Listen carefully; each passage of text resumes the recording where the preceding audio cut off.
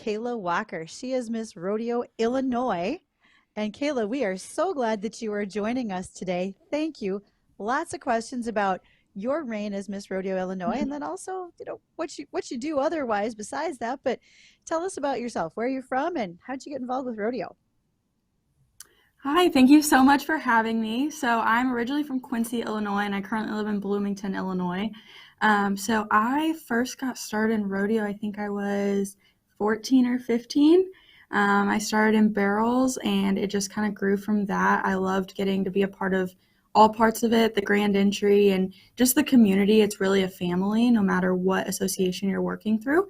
And it just kind of grew from that. And I went on and did other career-wise things with horses. So I was on an equestrian team in college, and I also did spirit rider there. So for folks who don't know what a spirit rider is, it's the person at a football game that were to carry a flag for their team. So it was really awesome.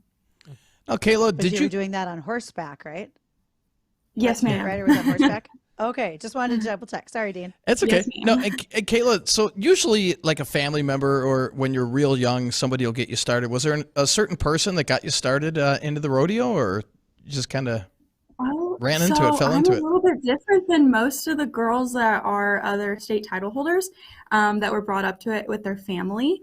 I was not. I am a first generation cowgirl. So my parents lived in town. I bought my first horse when I was 15 on my own with babysitting money. Wow. So, Good for and I you. kept it at a friend's house. So I really don't have anybody that I could say originally got me started. I guess 4-H is a little bit more credited to that. But yeah. Mom and dad wouldn't Wait, let you keep wait, the horse Kate, in the backyard. and Yeah. and how do you Yeah. ask that question of your friend? Hey, do you mind if I just park this here? It's just gonna eat and give it some water. If It'll it be gets fine. towed, let me Yeah, know. so I did have a friend at the time that her dad was like, "Well, you're already here every day anyways, riding our horses, so you might as well bring your own." He's like, "You're doing the same farm chores as my kids." So, yeah. That's great. That's super That's cool. actually great. Yes. So, what events were you doing in rodeo that led up to your desire to pursue that further with the pageant? So I started with barrel racing, which is 3 barrels, and you and your horse run around it in a set pattern. And it was a lot of fun, but I was like, I think I want to learn more about this whole rodeo queen thing. What are these girls and rhinestones and crowns? And I found it to be so educating just as a person and how to grow as a young female in the world and present yourself with poise and grace. And I fell in love with it. So then I took my time and I went and started getting into reining horses and horsemanship to focus on my horsemanship patterns. And now it's just kind of blossomed, and I've started getting into breakaway roping now. So that's my newest adventure. But yeah, so I'm excited to see where it'll go from here. Well, that's super cool. And Kayla, tell me a little bit more about this Miss Rodeo pageant competition. Tell me a little bit more about what it is, what goes into it, what do you got to do to be eligible to compete into this?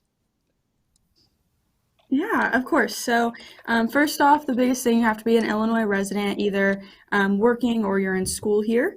Hmm. After that, you just have to be a woman of good standing and passionate for the sport of rodeo. So, we have a few different phases of the pageant. It's a 3-day long pageant. So, we have horsemanship, where you do a pattern with a horse you draw out of a hat. You've never ridden it before. So, that's really exciting. It really shows off your abilities, not what your specific horse is doing. Hmm. And then on top of that, we Wait, do wait. public speaking. Exciting to ride a horse that you've never actually Sounds ridden. That's half terrifying to me. suicidal, but congratulations for doing it, Kayla. Thank you. Please continue. It's Please continue. we have wonderful sponsors that bring these horses for us to ride. Nothing's unsafe or anything. Hmm. They're all broke horses. They're not anything wild. But on top of that, we do public speaking. So we all give a prepared speech. And then we also do 2 impromptu questions that we don't know what they are Hmm. in front of a larger crowd in the middle of Palestine where our pageant is held. And then we also have a personal interview. And then we go over a little bit of like the Miss Rodeo America pageant does, where they have a separate interview just on horsemanship.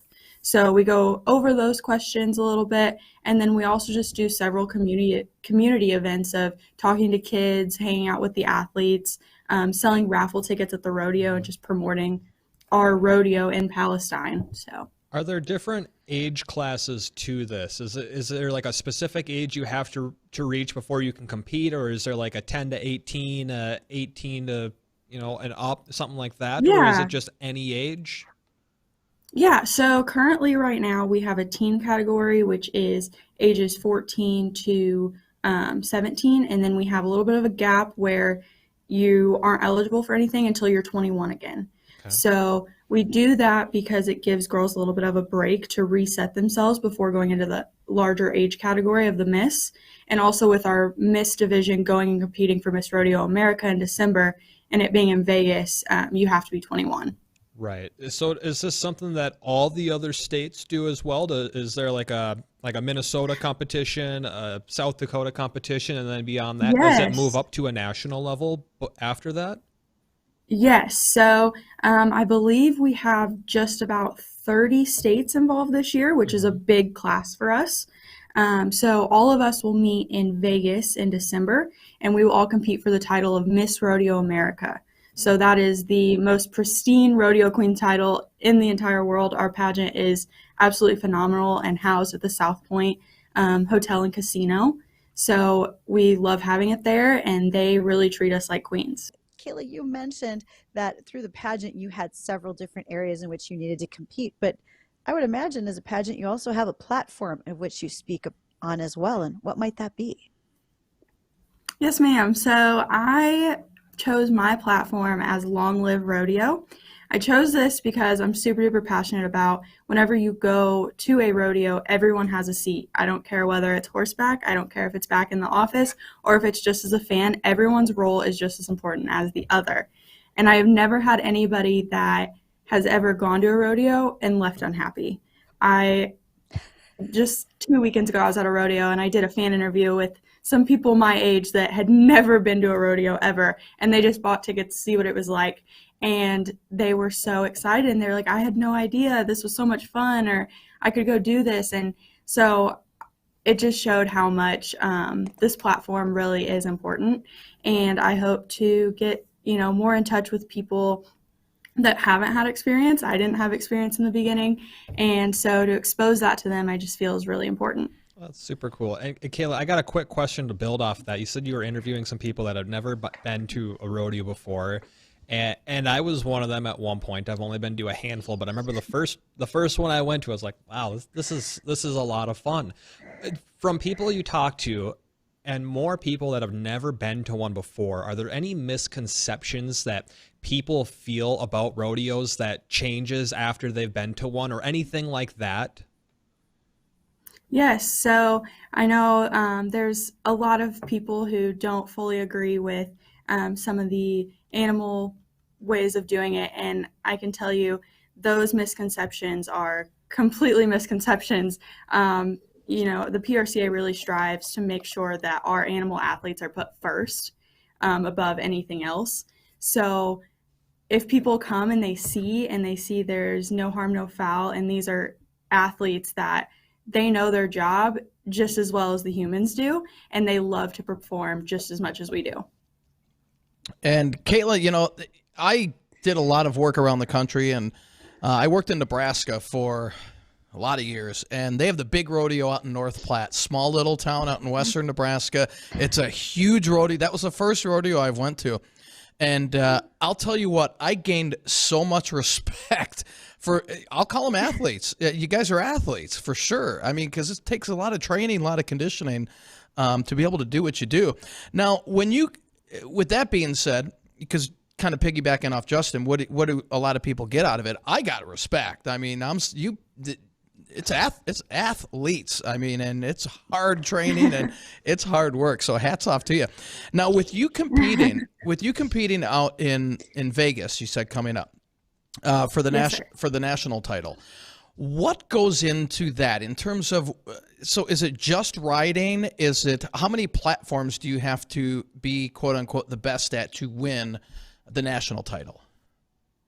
So it is based off of impromptu questions, public speaking, horsemanship, and then also your modeling. So any way to present yourself at all times possible in the best light you can. So on top of that, though, our pageant is 8 days long. Ooh, wow. So it is very lengthy. Wow. We are completely cut out from the outside world. We turn in all electronics. The only outside communication we have for 8 days is printed emails we are given every single evening.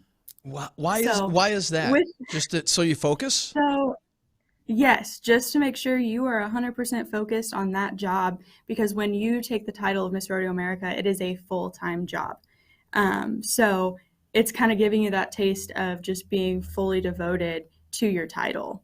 And I know so many girls, I was talking to them their last day in Vegas last year, and they were explaining that it's not just the, public speaking and all the category preparations. It is a mental preparation. So go in there knowing that you are confident in what you know and the person you are.